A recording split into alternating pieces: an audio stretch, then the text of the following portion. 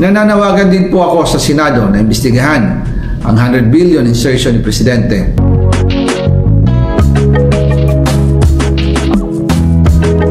Kaya sa mga nakikipagsabwatan upang kunin ang pondo ng bayan at nakawin ang kinabukasan ng ating mga mamamayan, mahiya naman kayo.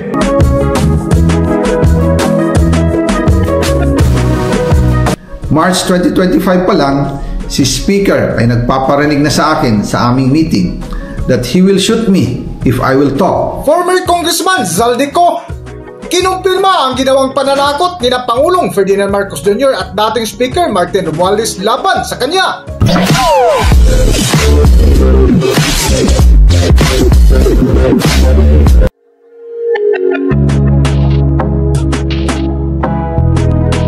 Welcome back to Philippine Celebrity Broadcast.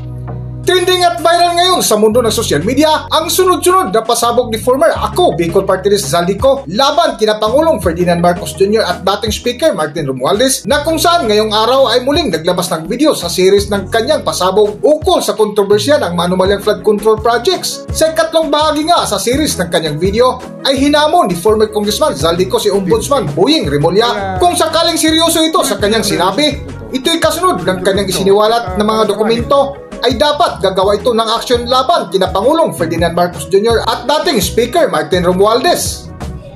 Kaya ngayon ay hinahamon ko si Ombudsman Remulla kung seryoso talaga siya sa mga sinasabi niya sa kanyang press release na idadamay niya pati si Martin Romualdez kung magbibigay ako ng ebidensya.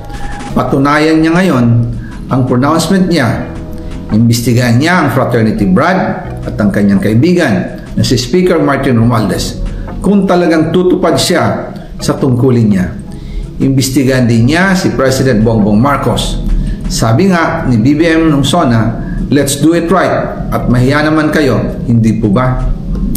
Nananawagan din po ako sa Senado na imbestigahan ang 100 billion insertion ni Presidente. Alam ko po na hindi gagawin ni Ombudsman Remulla ang hamon ko. Pero magaling ang Senado sa investigasyon at ako ay naniniwala na dahil sa kanila, lalabas ang katotohanan. Yung pong listahan ng mga projects, ilalabas ko din kasama ng video na ito. Dahil dito, mas lalong darami ang ipafile na kaso sa akin. Ginagamit ng administrasyon ang buong resources ng bansa para tumahimik ako, para masira ang aking kredibilidad. Darami din ang banta sa buhay ko at ng aking pamilya.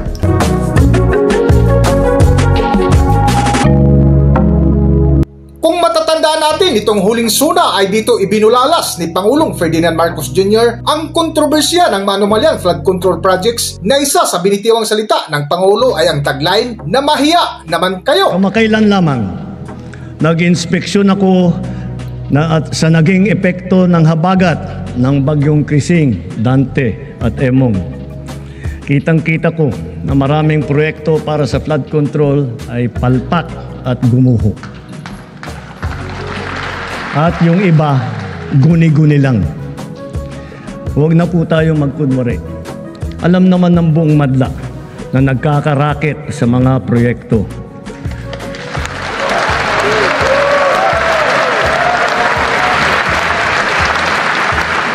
Mga kickback, mga initiative, errata, SOP, for the boys.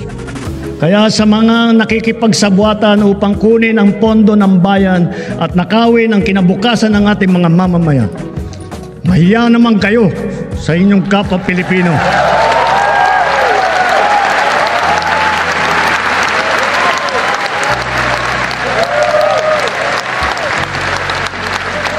Mahiya naman kayo sa mga kabahayan nating naanod o nalubog sa mga pagbaha. Mahiya naman kayo lalo sa mga anak natin na magmamana sa mga utang na ginawa ninyo na binulsan nyo lang ang pera.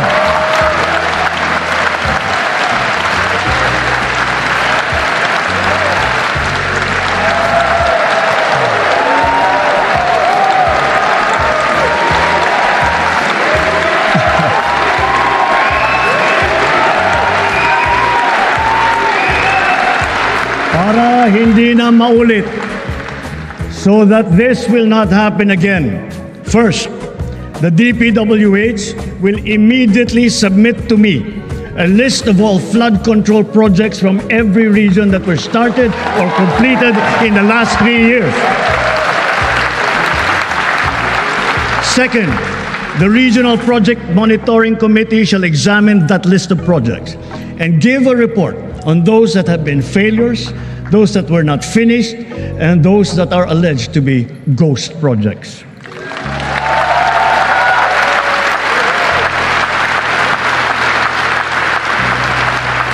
And third, we will publish this list.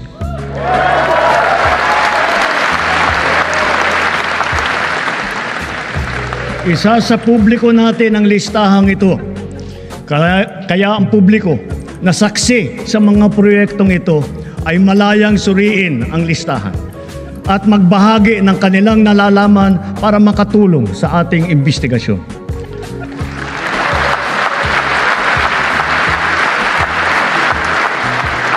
At the same time, there will be an audit and performance review regarding these projects to check and make sure and to know how your money was spent.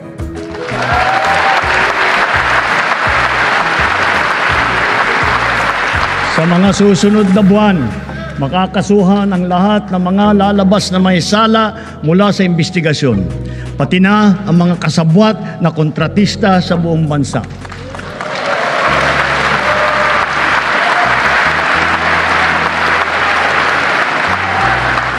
Kailangan malaman ng taong bayan ang buong katotohanan.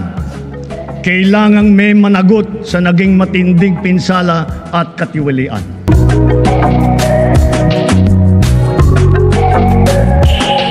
Ngunit dito sa bagong inilabas na video ni former Congressman Zaldico ay malinaw sa kanyang sinabi na buwan pa lang ng Marso ng kasalukuyang taon ay nagkaroon na ng pananakot sina Pangulong Ferdinand Marcos Jr. at dating Speaker Martin Romualdez laban sa kanya na halatang may matinding girian na ang tatlo, na ayon pa sa salaysay ni Zaldico na nagkaroon sila ng meeting ni Martin Romualdez, na ayon pa sa ibinuking ni former Congressman Zaldico na nagparinig na ng pagbabanta laban sa kanya na kung sakali magsalita ito at ibuking ang ukol sa kontrobersiya ng manumalyang flood control projects ay titirahin ito kung hindi mananahimik para sa buong kwento.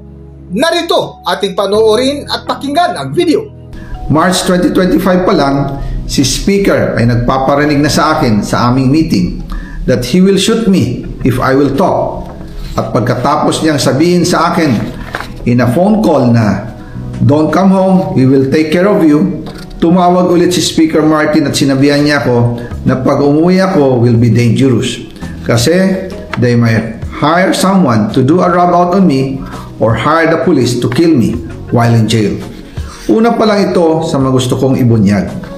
Marami pa akong dadalhin sa liwanag. Isa na dito ay yung kay Henry Alcantara, ang DPWH boys. Ang sinasabi nilang halaga sa ICI ay 21 billion. Hindi po totoo yan. Ang totoong numero ay 56 billion pesos at yung pong halaga na yan ay kay Pangulong Bongbong Marcos at Martin Romualdez na punta lahat. Ilalabas ko po ang buong detalye sa darating na mga araw. Kaunting pasensya pa po. Sana po ay hindi nila ako mapatay bago ko mailabas ang lahat. Sa inyong lahat sa Pilipinas, lalong-lalo na sa aking pamilya, taos puso akong humihingi ng paumanhin. Ginawa ko lang ang utos sa akin, pero ngayon, handa na akong harapin ang lahat. Uulitin ko po, yung pong pera, wala pong napunta sa akin. Dumaan lang po ang pera sa akin para i-deliver kay Speaker Martin Romualdez at Pangulong Marcos. Salamat sa inyong pag-unawa. Hanggang dito na lang muna ang ating video at kung nagustuhan nyo, huwag kalimutan mag-subscribe at pindutin nyo na rin ang notification bell para ma-notify kayo sa ating susunod na video. Maraming salamat!